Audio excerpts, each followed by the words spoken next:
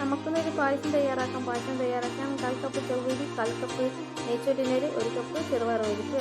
ചെറുപയർ പരിപ്പ് വറുത്തതാണ്. അത് വറുത്ത് എല്ലാം കൂടി കഴുകി നമ്മൾ മിക്സി കുക്കറിലിട്ടതിന് ശേഷം 2 വിസിൽ കഴിഞ്ഞ് ഗ്യാസ് ഓഫാക്കുക. അതിനുശേഷം നമ്മുടെ കുക്കറിൻ്റെ മൂടി തുറന്ന് അതിലേക്ക് നമ്മൾ ഉരുക്കി വെച്ച വെള്ളം ഒഴിക്കുക. വെള്ളം ഇതെല്ലാം ഒന്ന് കുറുകി വന്നാൽ നമുക്കതിലേക്ക് 2ാം പാൽ ഒഴിക്കാം.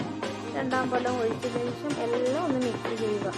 അങ്ങനെ മിക്സ് ചെയ്ത് എല്ലാം ഒന്ന് കുറുകി വരുമ്പോൾ നമുക്കതിലേക്ക് ഒരു 2 സ്പൂൺ മിൽക്ക് മെയ്ഡ്, 1 സ്പൂണ് നമ്മുടെ നെയ്യെല്ലാം ഇട്ട് ഒന്നും കൂടി നല്ലോണം മിക്സ് ചെയ്യുക. അങ്ങനെ നമ്മൾ ഇതെല്ലാം ഒന്ന് കുറുകി വന്നിട്ടുണ്ട്. പിന്നെ നമുക്കതിലേക്ക് 1ാം പാൽ ഒഴിച്ചാലോ.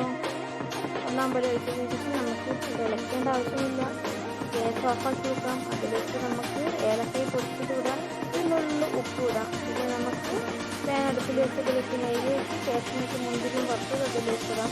എല്ലാവരും ഇനി പായസം ട്രൈ ചെയ്യണേ. സൂപ്പർ ടേസ്റ്റാണ്. ഈ പായസം ഞാനൊരു കല്യാണത്തിന് പോകുമ്പോൾ കുടിച്ചതാണ്. അതുകൊണ്ട് വീട്ടിലൊന്ന് ട്രൈ ചെയ്ത് നോക്കിയതാണ്.